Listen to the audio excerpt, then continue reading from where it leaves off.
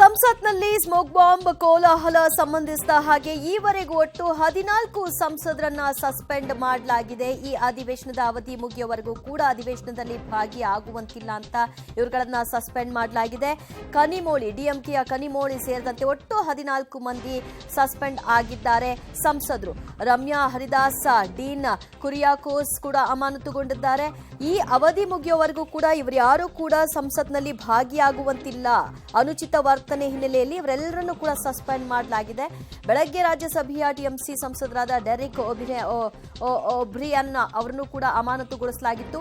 ಹೀಗೆ ಒಟ್ಟು ಇವಾಗ ಸಂಸದರು ಸಸ್ಪೆಂಡ್ ಆಗಿರೋರು ಒಟ್ಟು 14 ಮಂದಿ ಅನ್ನುವಂತಹ ಮಾಹಿತಿ ಲಭ್ಯವಾಗ್ತಾ ಇದೆ.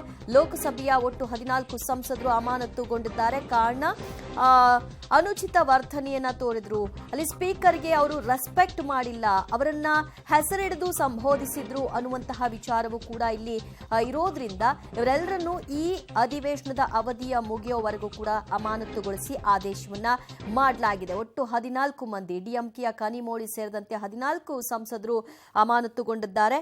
ಟಿಎನ್ ಪ್ರತಾಪನ್, ಹೈಬ್ರಿ ಇಡೇನ್ ಮತ್ತು ಎಸ್ ಜ್ಯೋತಿಮಣಿ, ರಮ್ಯಾ ಹರಿದಾಸ್, ಡೀನ್ ಕುರಿಯಾಕೋಸ್, ಕನಿಮೋಳಿ ಇವರೆಲ್ಲರೂ ಕೂಡ ಅಮಾನತುಗೊಂಡಿರುವಂತಹ ಸಂಸದರಾಗಿದ್ದಾರೆ. ಡಿಎಂಕೆಯ ಕನಿಮೋಳಿ ಅವರನ್ನ ಅಮಾನತುಗೊಳಿಸಲಾಗಿದೆ. ಕಾಂಗ್ರೆಸ್ನ ಮಾಣಿಕಂ ಠಾಕೂರ್ ಅವರನ್ನು ಕೂಡ ಅಮಾನತುಗೊಳಿಸಲಾಗಿದೆ. ಕಾಂಗ್ರೆಸ್ ಮತ್ತು ಡಿಎಂಕೆ ಸಂಸದರುಗಳು ಅಮಾನತುಗೊಂಡಿದ್ದಾರೆ. ಟಿಎನ್ ಪ್ರತಾಪನ್, ಹೈಬಿ ಹಿಡೇನ್ ಇವರೆಲ್ಲರೂ ಕೂಡ ಅಮಾನತುಗೊಂಡಿರತಕ್ಕಂತಹ ಸಂಸದರಾಗಿದ್ದಾರೆ. ಮತ್ತಷ್ಟು ಮಾಹಿತಿ ಪಡೆಯೋಣ ನಮ್ಮ ಪ್ರತಿನಿಧಿ ಶಬ್ಬೀರಿಂದ. ಶಬ್ಬೀರ್, ಒಟ್ಟು 14 ಸಂಸದರನ್ನ ಈ ಲೋಕಸಭೆಯ ಅಧಿವೇಶನ ಮುಗಿಯುವವರೆಗೂ ಕೂಡ ಸಸ್ಪೆಂಡ್ ಮಾಡಲಾಗಿದೆ. ಎಲ್ಲರೂ ಕೂಡ ಅನುಚಿತ ವರ್ತನೆಯ ರೀಸನ್ ಇಂದಲೇ ಸಸ್ಪೆಂಡ್ ಆಗಿರೋದಾ? ಹೌದು, ಇವತ್ತು ಬೆಳಗ್ಗೆ ಮೊದಲಿಗೆ ಡೆರೆಕ್ ಒಬೆರಾಯನ್ ಅವ್ರನ್ನ ಸಸ್ಪೆಂಡ್ ಮಾಡಲಾಗುತ್ತೆ.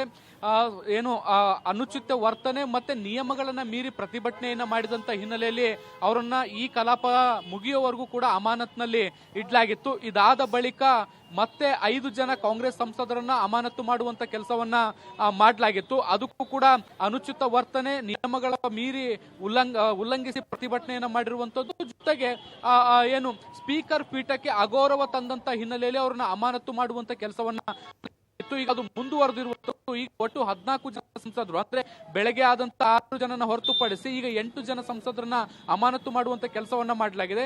ಎಲ್ಲರೂ ಕೂಡ ಪ್ರತಿಭಟನೆಗೆ ಇಳಿದಿದ್ರು. ಇವತ್ತು ಪಾರ್ಲಿಮೆಂಟ್ ನಲ್ಲಿ ಆಗಿರುವಂತಹ ಭದ್ರತಾ ಲೋಪದ ವಿಚಾರಕ್ಕೆ ಸಂಬಂಧಪಟ್ಟಂತೆ ಅಮಿತ್ ಶಾ ಅವರು ಮಾತನಾಡಬೇಕು ಅನ್ನುವಂತ ವಿಚಾರವನ್ನ ಮುಂದಿಟ್ಕೊಂಡು ಪ್ರತಿಭಟನೆಯನ್ನು ನಡೆಸ್ತಾ ಇದ್ರು. ಈ ಪ್ರತಿಭಟನೆಯ ಸಂದರ್ಭದಲ್ಲಿ ಸ್ಪೀಕರ್ ಪೀಠಕ್ಕೆ ಅಗೌರವವನ್ನು ತೋರಿರುವಂತದ್ದು ಮತ್ತೆ ಅನುಚಿತವಾಗಿ ವರ್ತನೆ ಮಾಡಿರುವಂತದ್ದು, ನಿಯಮಗಳನ್ನ ಮೀರಿ ಪ್ರತಿಭಟನೆ ಮಾಡಲಾಗಿದೆ ಅನ್ನುವಂತಹ ಕಾರಣಗಳನ್ನ ನೀಡಿ ಈಗ ಅವ್ರನ್ನ ಈ ಕಲಾಪದ ಅಂತ್ಯದವರೆಗೂ ಕೂಡ ಅಮಾನತು ಮಾಡಲಾಗಿರುವಂತದ್ದು. ದಿವ್ಯಾ, ಅಮಾನತುಗೊಂಡಂತಹ ಸಂಸದರ ರಿಯಾಕ್ಷನ್ಸ್ ಏನಾದರೂ ವ್ಯಕ್ತವಾಗಿದೆಯಾ ಶಬ್ಬೀರ್? ಖಂಡಿತವಾಗ್ಲೂ ವಿರೋಧ ಪಕ್ಷಗಳು ಈಗ ಸಾಕಷ್ಟು ಟೀಕೆಗಳನ್ನ ಮಾಡ್ತಾ ಇರುವಂತದ್ದನ್ನ ನಾವು ಗಮನಿಸ್ತಾ ಇದ್ದೀವಿ. ವಿರೋಧ ಪಕ್ಷದ ನಾಯಕರಿಗೆ ಮಾತನಾಡಲಿಕ್ಕೆ ಅವಕಾಶವನ್ನ ಮಾಡಿಕೊಡ್ತಿಲ್ಲ, ಅಥವಾ ಇಷ್ಟು ದೊಡ್ಡ ಭದ್ರತಾ ಲೋಪ ಆಗಿರುವಂತದ್ದು ಸರ್ಕಾರ ಪೂರ್ಣ ಪ್ರಮಾಣದ ಉತ್ತರವನ್ನ ಕೊಡ್ಲಿಕ್ಕೆ ಹಿಂದೆಟಾಗ್ತಾ ಇರುವಂತದ್ದು ಅನ್ನುವಂತ ಆರೋಪಗಳನ್ನ ಮಾಡ್ತಾ ಇರುವಂತದ್ದು. ಸರ್ಕಾರದ ಉತ್ತರವನ್ನ ನಾವು ಈ ಪ್ರಕರಣದಲ್ಲಿ ಕೇಳ್ತಾ ಇದ್ದೀವಿ. ಆದ್ರೆ ಉತ್ತರಿಸುವ ಬದಲು ಉತ್ತರ ಕೇಳ್ತಿರುವಂತ ಸಂಸದರನ್ನ ಟಾರ್ಗೆಟ್ ಮಾಡಿ ಅವರನ್ನ ಅಮಾನತು ಮಾಡುವಂತ ಕೆಲಸವನ್ನ ಮಾಡಲಾಗ್ತಾ ಇದೆ. ಪ್ರಜಾಪ್ರಭುತ್ವದ ಕಗ್ಗೊಲೆ ಆಗ್ತಾ ಇದೆ ಅನ್ನುವಂತ ನಿಟ್ಟಿನಲ್ಲಿ ಆರೋಪಗಳನ್ನ ಕೂಡ ಈಗ ಅಮಾನತುಗೊಂಡಿರುವಂತ ಸಂಸದರು ಮಾಡ್ತಾ ಇದ್ದಾರೆ. ದಿವ್ಯಾ, ಥ್ಯಾಂಕ್ ಯು ಶಬ್ಬೀರ್ ನಿಮ್ಮೆಲ್ಲ ಮಾಹಿತಿಗೆ. ಸ್ಪೀಕರ್ ಪೀಠಕ್ಕೆ ಅಗೌರವ ತೋರಿದ್ದಾರೆ ಮತ್ತು ನಿಯಮ ಉಲ್ಲಂಘನೆಯನ್ನ ಮಾಡಿದ್ದಾರೆ ಅಂತ ಅನುಚಿತ ವರ್ತನೆ ಹಿನ್ನೆಲೆಯಲ್ಲಿ ಒಟ್ಟು 14 ಸಂಸದರನ್ನ ಈ ಅಧಿವೇಶನದ ಅವಧಿ ಮುಗಿಯುವವರೆಗೂ ಸಸ್ಪೆಂಡ್ ಮಾಡಿ ಆದೇಶ ಮಾಡಲಾಗಿದೆ.